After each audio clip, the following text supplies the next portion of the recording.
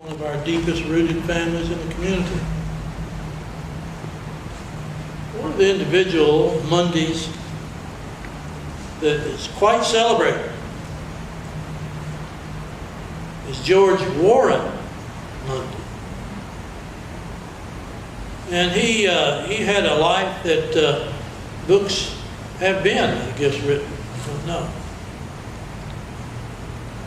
But he had a life of adventure and interest and very, very great success as eventually becoming a 3-star general, which, unless I'm wrong, I believe is the highest ranking general Cedartown has produced, 3 stars. It's a life of achievement and a life to which we can all point with pride. I think at the same time there's a sitting attorney in town to whom we can point with pride too, and that's George Mundy. He is, there's a certain spontaneity about George that we all like. We like him to come back and talk to us. He came and spoke about China, and we didn't want him to stop. He came and spoke about attorneys in the area, and the history of the attorneys and so on. We didn't want him to stop. Well, we believe that George has more to say tonight. And tonight he's going to talk about General George Warren Mundy. George?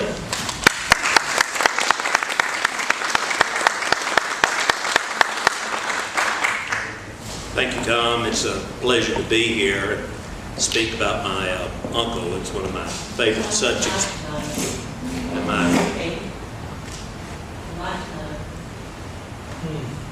Y'all could hear Tom. I don't know how it works.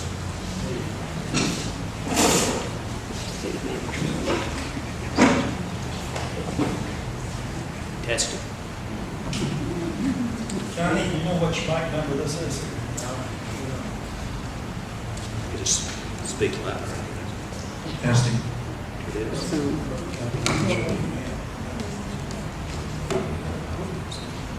As I was saying, hello? There you go. Okay.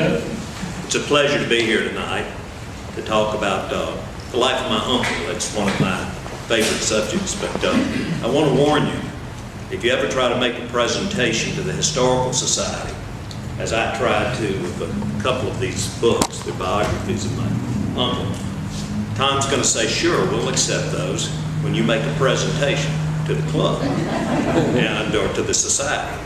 So, but I was more than happy to have this opportunity. Let me tell you first about the book, and we have 2 volumes here. I got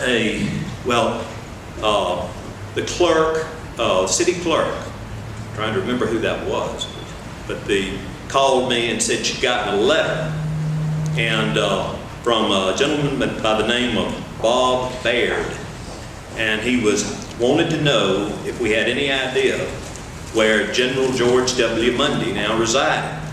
And she wrote him back and said, with recollections of my uncle, but also told him about me. And I get a letter from Bob Baird. He wants to know about my uncle.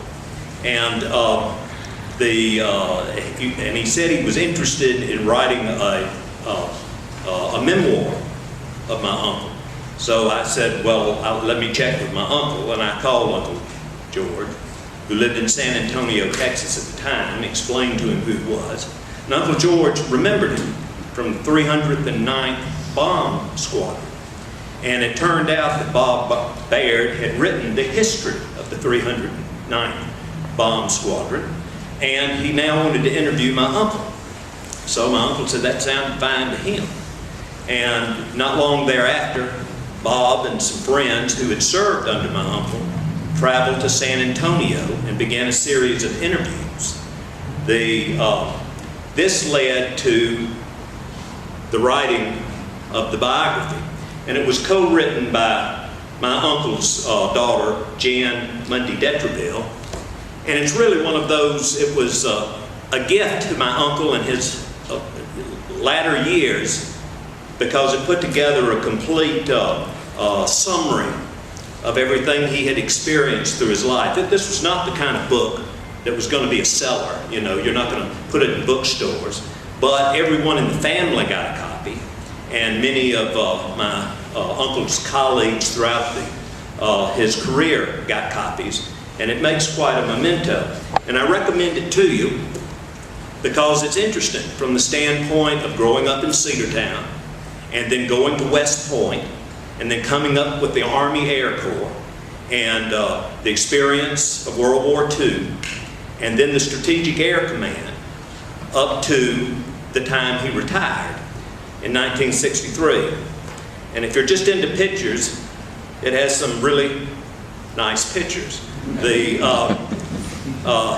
There's one right in the front here that shows the house where my uncle grew up on College Street. That's a Model T Ford in front of it. If you can see it well enough, you can recognize the house right next to the First Baptist Church. It looks identical now to when it looked then. The only thing you have to take out of it, my grandfather, grandmother, and uncle, and the Model T Ford, and it would look exactly like it does today. And there are photographs of family members, the West Point experience, and many of the aircraft that my uncle learned to fly throughout his career.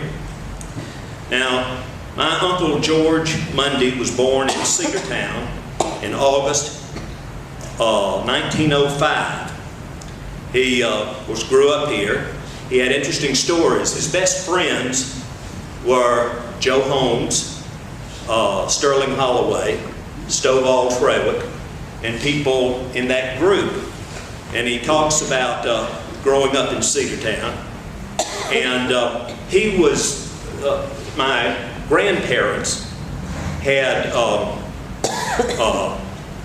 5 children. My Aunt Lois was the oldest, and then it came down to my Uncle Norris, and then there was Aunt Faye, and then Uncle George, and then my father, who was the baby. And back then, they told a story that boys and girls' underwear was almost identical.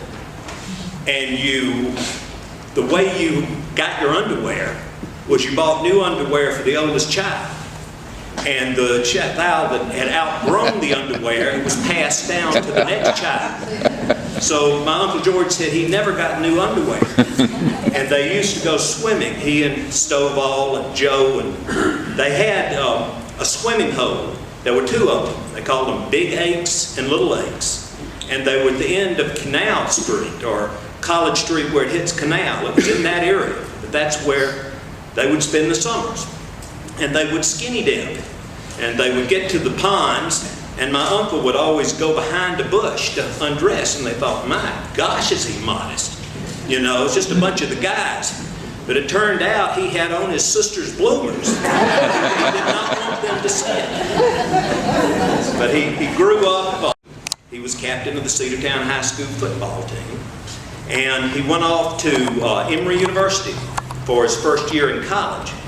And he roomed with Joe Holmes. And my Uncle George would tell you that he majored in fraternity and partying.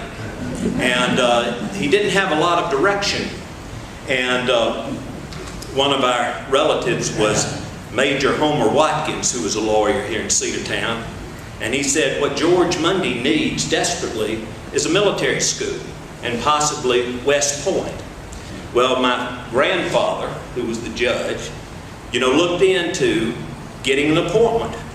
And of course he talked to Uncle George about it, and Uncle George thought it was a great idea because he was in line to become a lawyer, and we had enough lawyers in this family.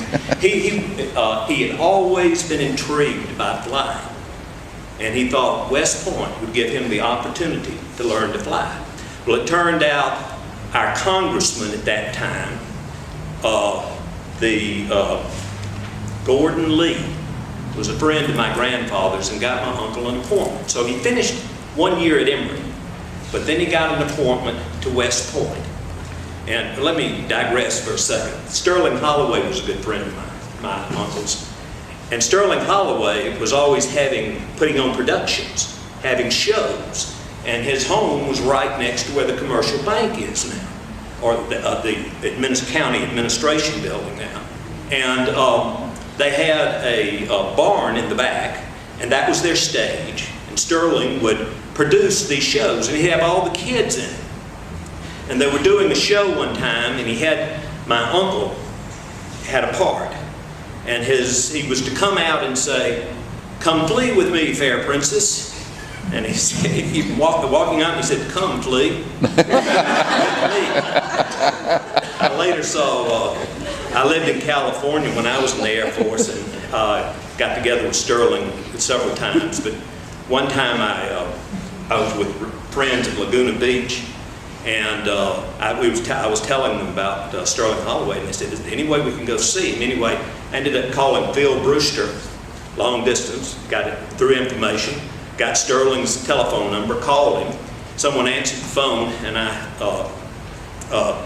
said, "This is George Mundy from Cedartown." And he went, and I could hear him in the back, says, "There's a George Mundy from Cedartown on the phone."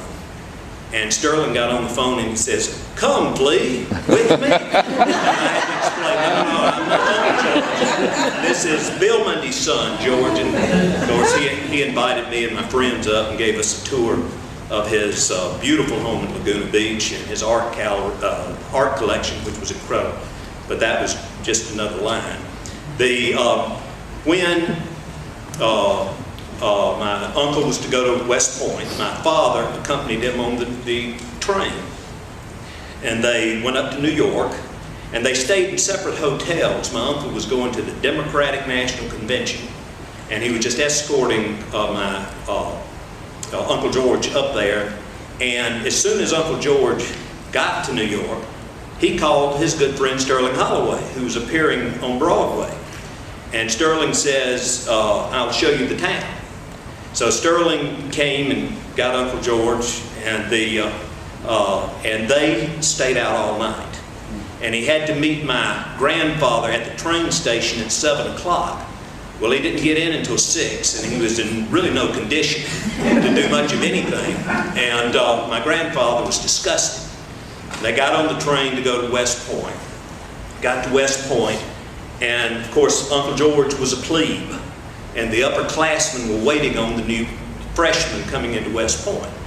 And they got him up, and they formed him up at the train station, which is down. If you've ever been to West Point, this train station, you got to go up quite an incline to get to where the main campus is.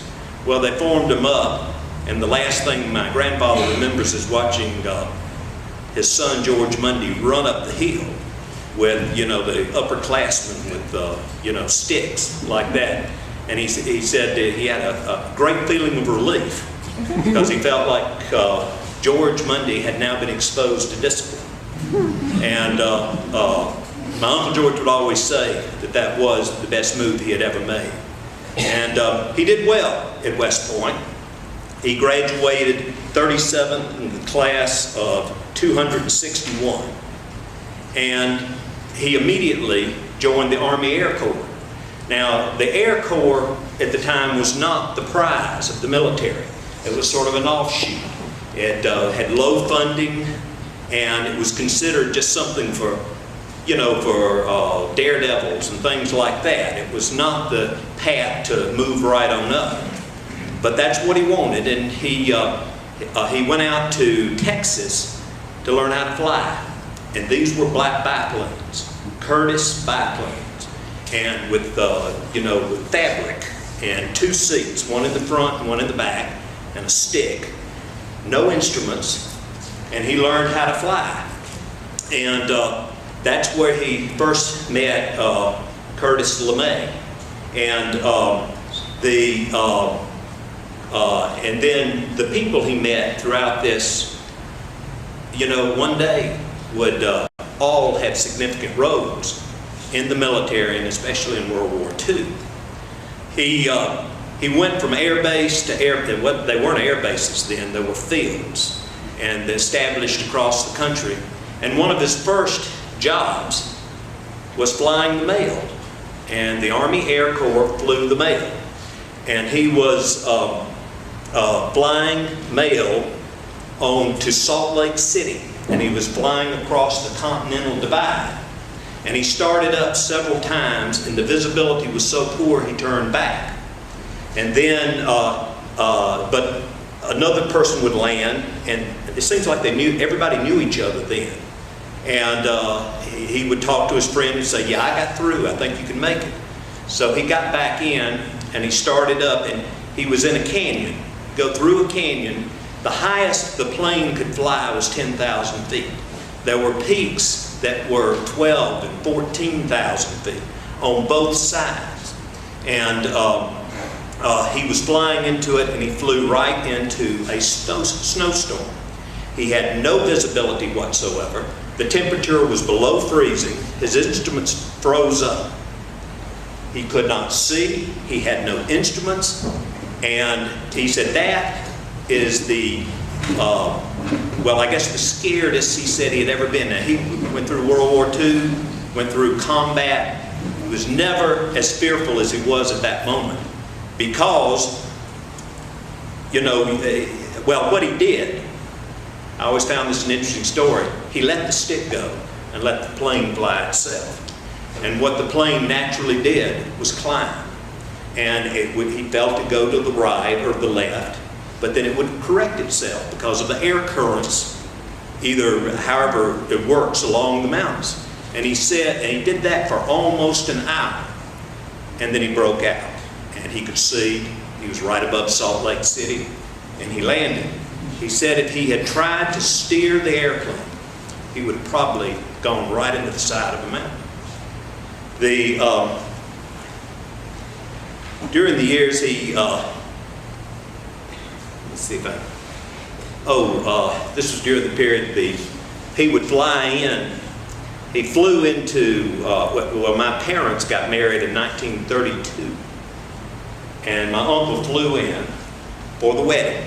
And this was in Rockmart, landed in a field. And he took all of the bridesmaids up in the airplane. And, each one got to, make several, loops around Rockmart. And he had my mother in the plane, and of course he's in the front seat, my mother's in the back seat. And they have this little tube thing where you talk to each other. So he says, "Mariana, what do you think about it?"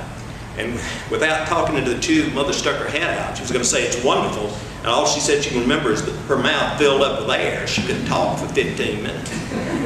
He also flew into town one time, I think for another wedding.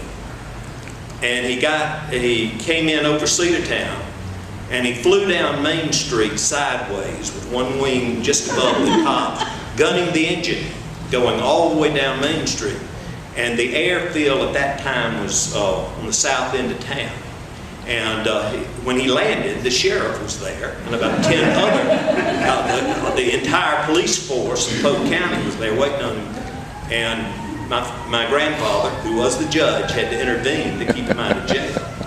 But as he came along, he learned,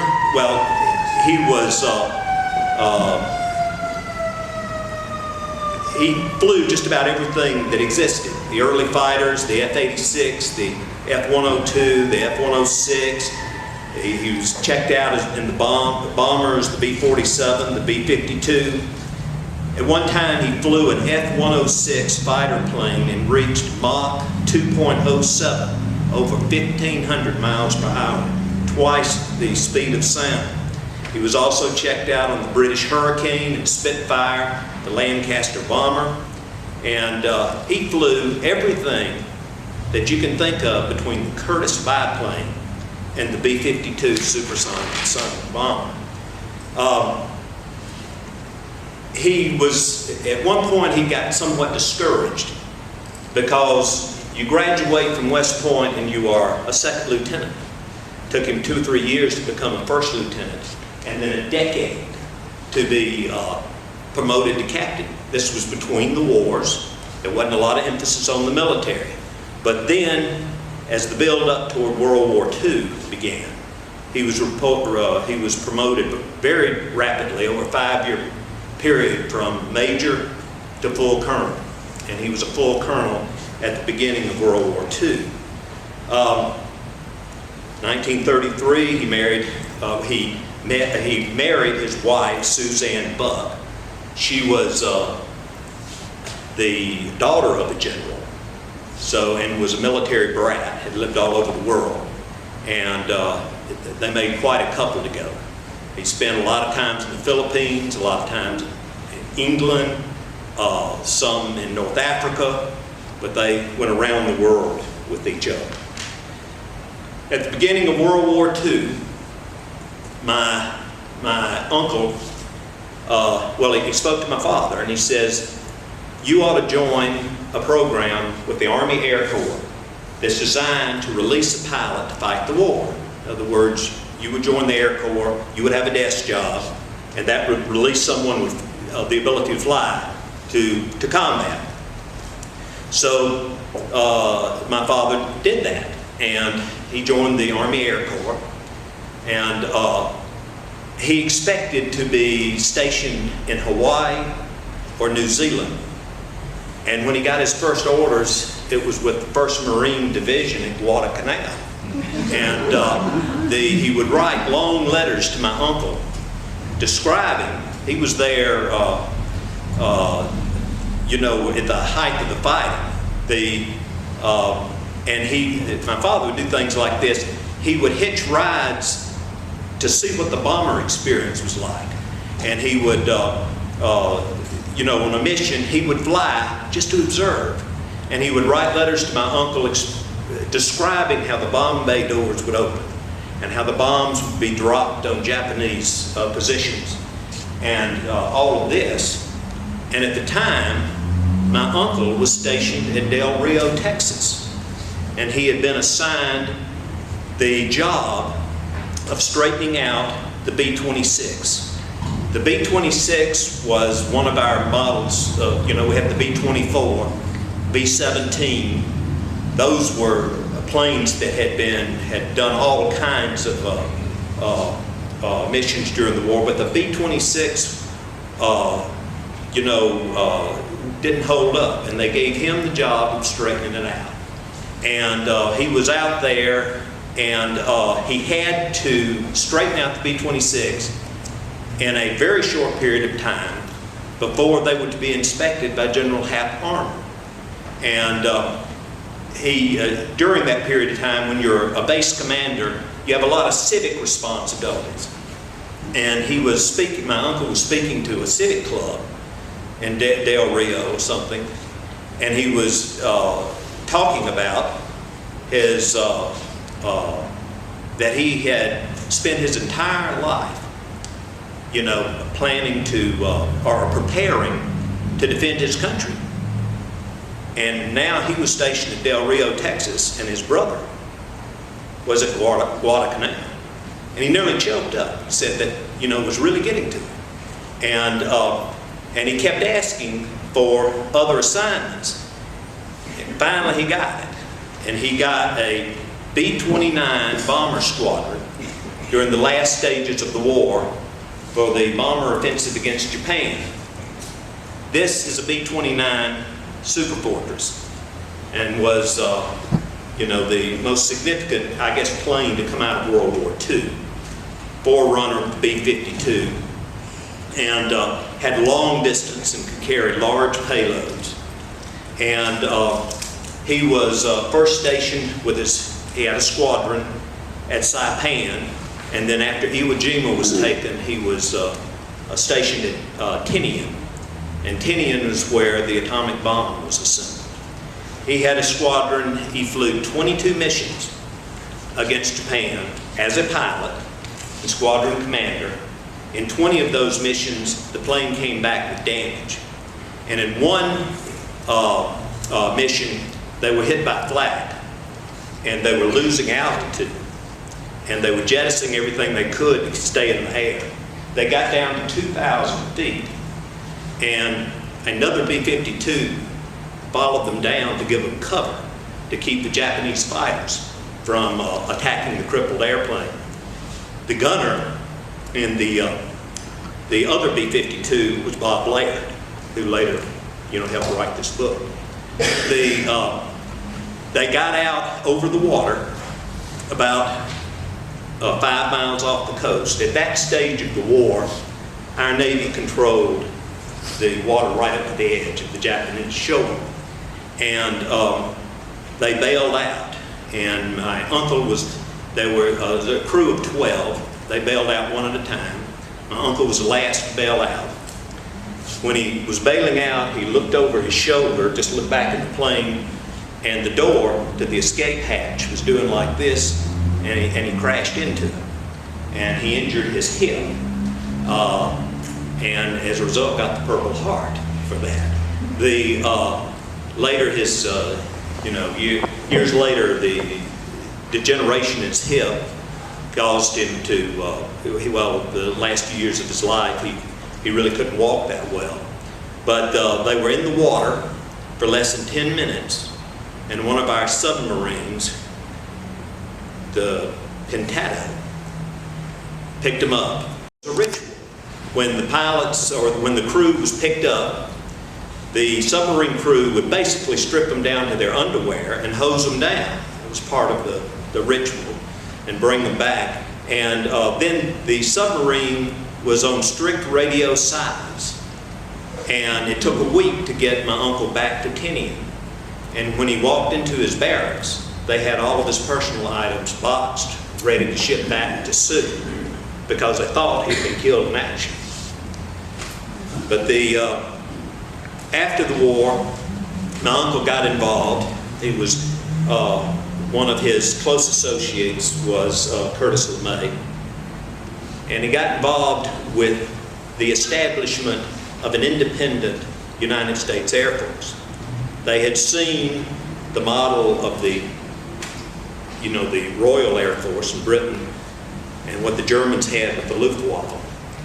And there is a long tradition of the Army and the Air Corps not getting along. They felt like having an independent service would be best. Anyway, that was a controversial thing, but it occurred in 1947. And the Air Force was born. And my uncle at that time received his first star. He then went on, he was tapped by Curtis LeMay to be part of the Strategic Air Command.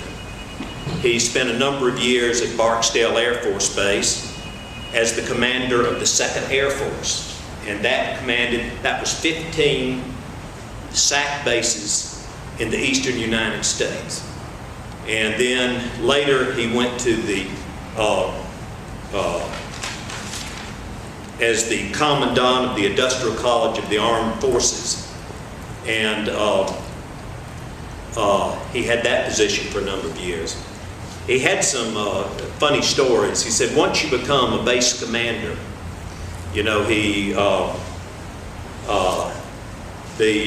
said all of a sudden, everybody thinks that anything you say or do is absolutely gospel. I mean, as he put it, your jokes are always funny, your ideas are always good, you're the base commander. And he was at Barksdale, and they go through these, he said they have these programs where they teach the commanders or they prepare them for what it's like to speak spontaneously. You're speaking all the time to civic groups and people like that, and you've got to get up and be able to talk off the cuff, and you have to remember people's names. And he was taught that to remember someone's name, you associate it with something else, and then you can recall the person's name. And his staff was always rotating in and out. He had new people. Well, he had a full colonel on his staff named Winterbottom, and they were in the middle of a serious staff meeting, and my uncle called for a report from Colonel Coldbutt. What's humorous about this is Winterbottom gave up and gave the report, and nobody said anything to the general until later. This book right here is the biography of Curtis LeMay. It's called Mission with LeMay. And of course, it outlines his full career. But it has reference to my uncle about a dozen times in the book. And he refers to, there's one place, 1955, he named the top generals in the United States Air Force. He included my uncle in that list. And he referred to my uncle, it's all in the book, as well, my uncle's nickname from West Point was Pud, P-U-D. That comes from Georgie, Porgy, Puddin', and Pie. And apparently everybody they ever knew had a nickname. And Curtis LeMay had heard people use that term when referring to my uncle. But he thought they said Putt. So in his book, there's about 12 references to Putt, P-U-T, Mundy. And I guess because he was Curtis LeMay, no one ever corrected him.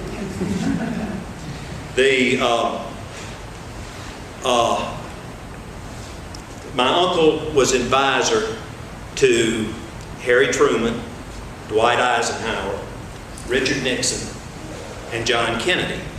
He was especially involved with Dwight Eisenhower. He was a lifelong Republican, and had Richard Nixon won the election in 1960, my uncle would have had the possibility of going higher, and possibly the Joint Chiefs. But with that election, he was approaching retirement, and he retired in 1963. He served, he was employed by the Civil Defense in a position at the Pentagon, and was there for 2 or 3 years. And it was that during those years, I was a teenager. We'd go up and visit, and I remember him touring, giving us a complete tour of the Pentagon, which if you've ever been inside of it, it's gigantic. And then we would stay with them in Washington and tour all the sites. And I think his good friend Joe Holmes decided to make that trip. It took his children, his 3 stair-step children, because they had never seen Washington. And they visited with my Uncle George and Aunt Sue and went to all the sites. And one of the things they wanted to do was climb the Washington Monument. Now this was Susan, Cal, and Bill. And at that time, you could walk right into the monument and climb all the way to the top. Well, they did, and I think they got back down. Susan can tell you a little bit better than I can. But the next thing Susan remembered was that she had fainted dead away, and that my Uncle George was holding her. And so they remembered the good times in Washington.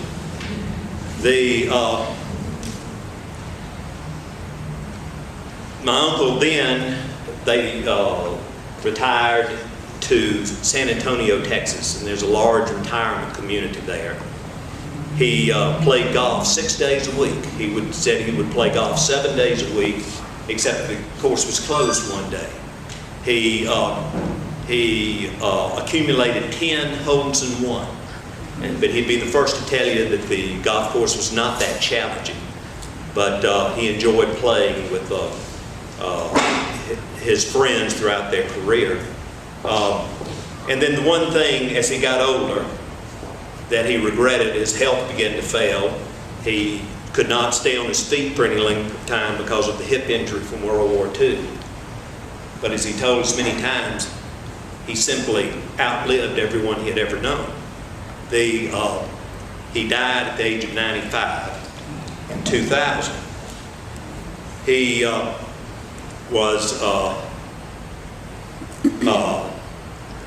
received the Distinguished Service Medal, Silver Star, the Legion of Merit, the Distinguished Flying Cross, the Pacific Theater Ribbon with 2 battle stars. And another story about when he was first here in World War II. He was at a field where Jimmy Doolittle and his squadron were coming in.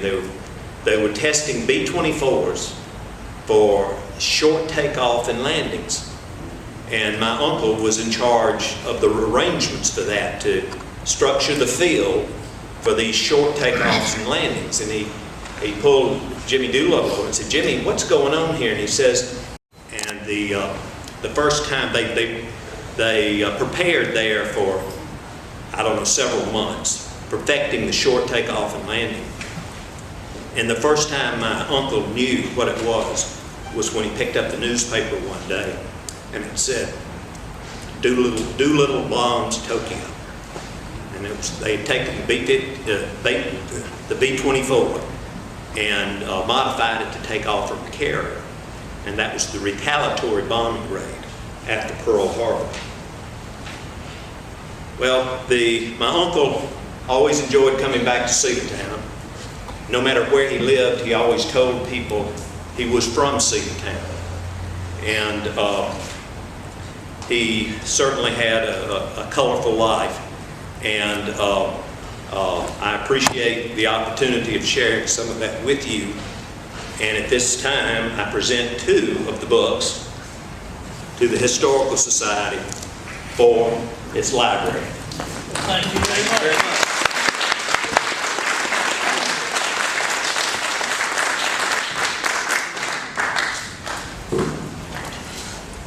We always enjoy your enjoyment. I'll work on your next year's presentations. I'm going to leave these out here where anyone wants to thumb through them.